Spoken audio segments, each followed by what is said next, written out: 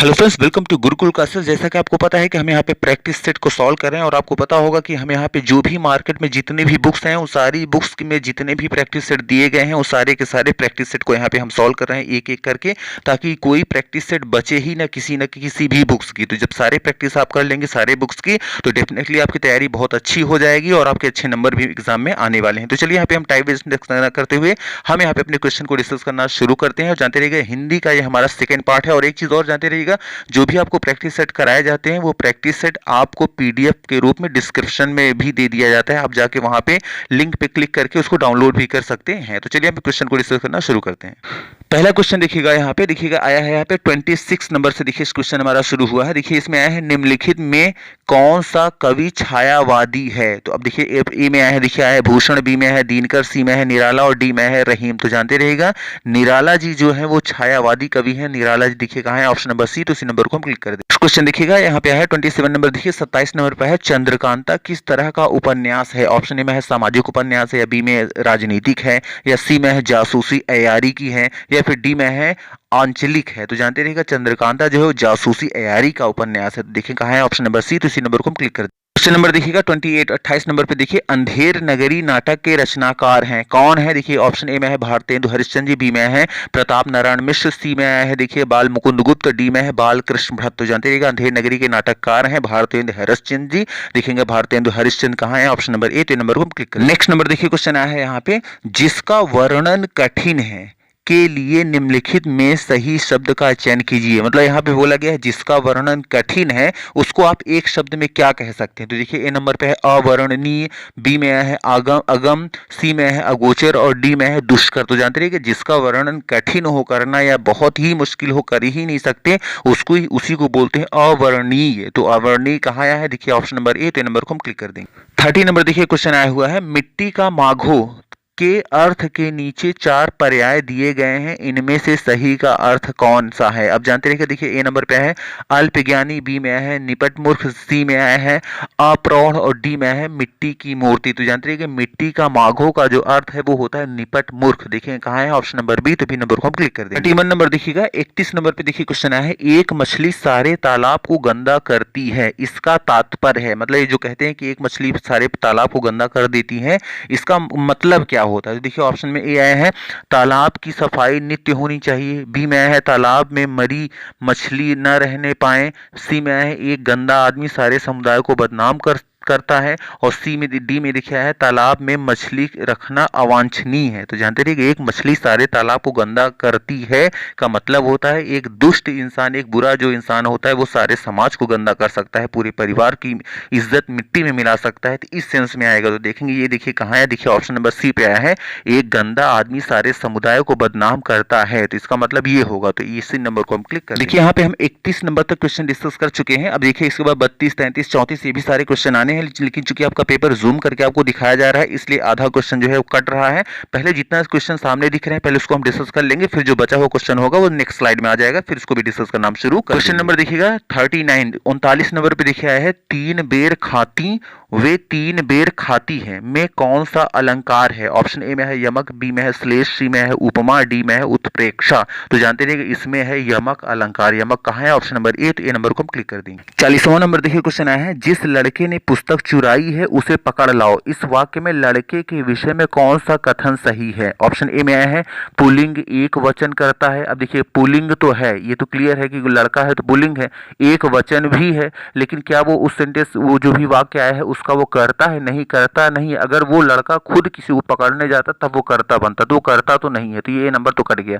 B number पे देखिए आया है पुल्लिंग है, बिल्कुल पुल्लिंग है, लेकिन बहुवचन दे दिया तो लड़का तो एक ही है तो बहुवचन हो ही नहीं सकता, यहीं पे क्वेश्चन कट गया।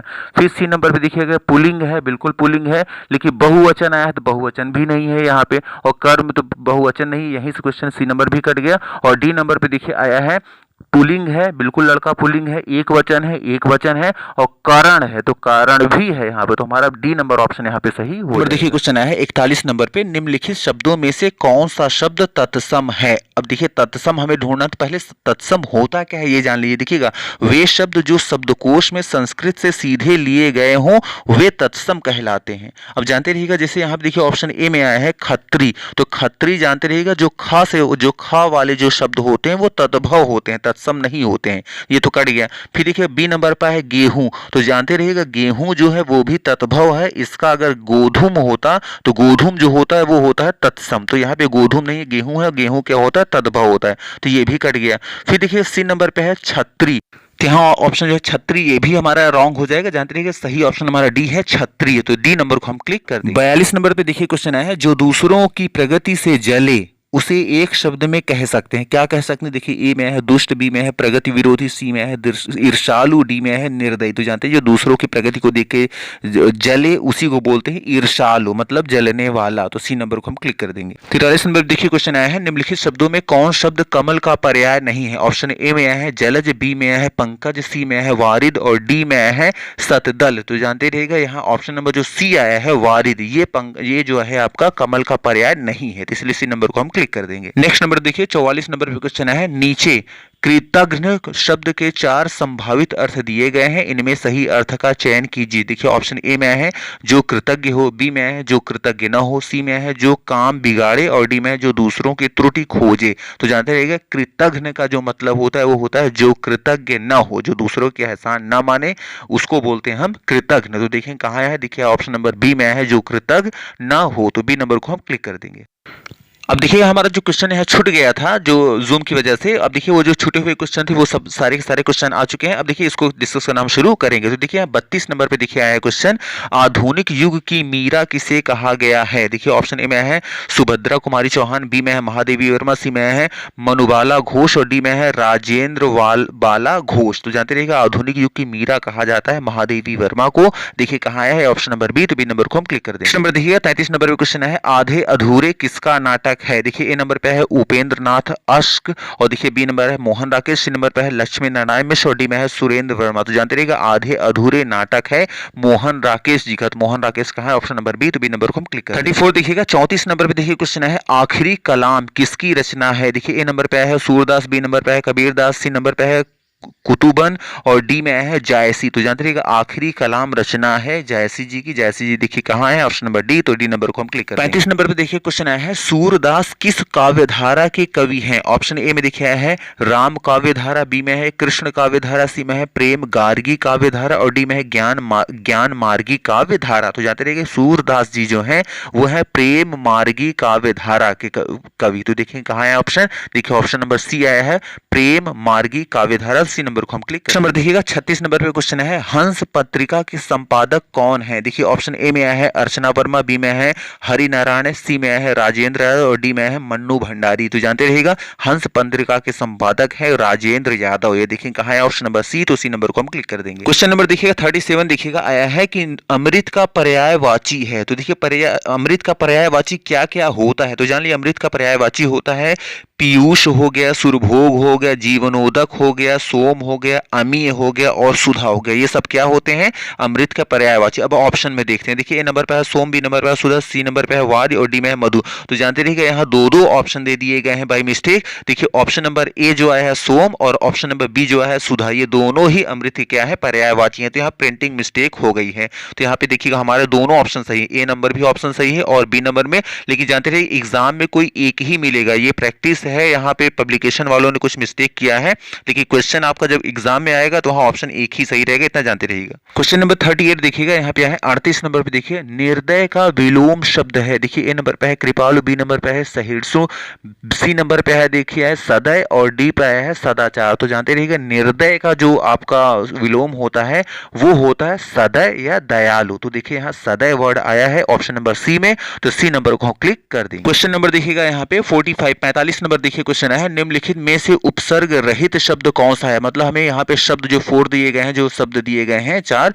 उसमें से कोई एक ऐसा शब्द चुनना है जिसमें उपसर्ग ना हो, क्योंकि उपसर्ग रहित बोला गया है। अब देखिए ए नंबर पे है कठिन, बी नंबर पे है दुराचार, सी नंबर है दुर्गम और डी में है अत्याचार। तो जानते रहिएगा ऐसा शब्द जिसमें उपसर्ग नहीं है वो है ऑप्शन नंबर ए डी। देखिए ए नंबर पे देखिए है कठिन, तो कठिन में जो है उपसर्ग नहीं है, इसलिए ए नंबर को हम क्लिक कर देंगे। जिन्हें उपसर्ग के बारे में नहीं पता है उपसर्ग क्या होता है जानते रहिएगा, किसी शब्द पदांश में शब्द के पहले या मूल शब्द में जुड़ने वाला उपसर्ग कहलाता है। जो भी चीज आप जुड़ते हैं उसी को उपसर्ग कहते हैं। नेक्स्ट नंबर देखिए, क्वेश्चन आया है यहाँ पे 46 नंबर पे देखिएगा, 31 में कौन सा समास है। अब देखिएगा समास क्या है पहले जान लीजिएगा, जानते रहिएगा समास दो शब्दों के मेल को हम समास कहते हैं। अब देखिएगा समास कई होते हैं, तो देखिए ए नंबर पे आया है कर्म धारण, बी में आया है द्वंद्व, सी में आया है द्विगु और डी में है तत्पुरुष। अब इनमें चारों में से कौन सा यह समास है जो यहाँ पे क्वेश्चन में पूछा है 31। तो एक चीज जानते रहिएगा, जो संख्या की बात करता है, जहां संख्या की बात आ जाए, संख्या को बताने वाली बात आ जाए, वहां हमेशा जो समास होता है वो होता है द्विगु।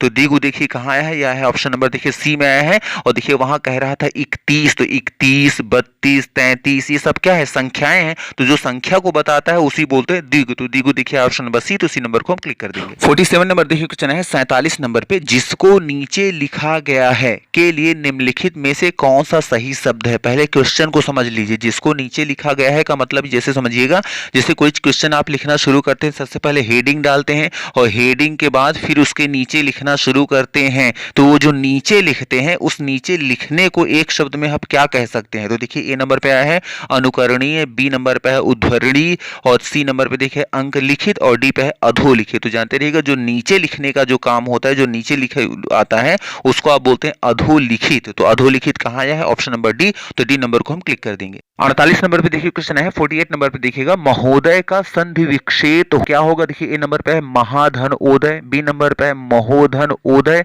और देखिए सी नंबर पे है महोधन दय और डी नंबर पे है महाधन उदय। तो जानते रहिएगा महोदय का जो संधि विक्षेप होता है वो होता है महाधन उदय। ये देखिए कहाँ है, ऑप्शन नंबर डी। तो डी नंबर को हम क्लिक करेंगे। देखिए क्वेश्चन आया हुआ है नीचे, यद्यपि के संधि विक्षेप के 4 विकल्प दिए गए हैं, इनमें सही विकल्प कौन सा है। ऑप्शन ए में देखिए है यदि धन अपि, बी में आया है यद अपि, बी में आया है यद धन अपि और सी में है यदा धन अपि। तो जानते रहिएगा यद्यपि का जो छंद विच्छेद होता है वो होता है यदि धन अपि। ये देखिए कहाँ आया है, ये आया है ऑप्शन नंबर देखिए है ए में यदि धन अपि। तो ए नंबर को हम क्लिक। 15 नंबर देखिए क्वेश्चन आया हुआ है, निम्नलिखित में से कौन सा शब्द सर्वनाम है। अब देखिएगा दो चीजें होती है, एक होता है संज्ञा, एक होता है सर्वनाम। तो संज्ञा का मतलब होता है किसी न किसी का नाम, जैसे राम श्याम हो गया या इलाहाबाद हो गया, इंडिया हो गया, एशिया हो गया, ये किसी न किसी का नाम है। लेकिन अगर इसी शब्द को हम ऐसे बोले जैसे राम न कह के अगर कहें तुम या मैं, वह, हम, तो ये सब या उसने, उसका, उसकी, ये सब किसी का नाम नहीं है।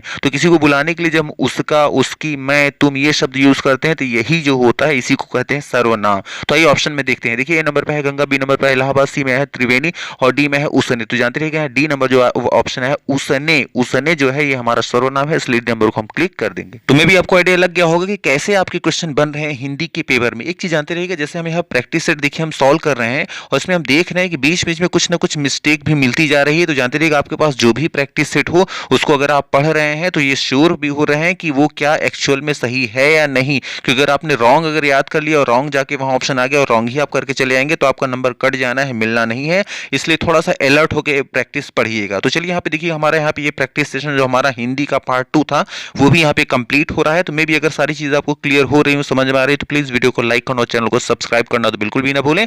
और चलिए आज के इतने रखते हैं। Thank you very much for watching this video. Thank you.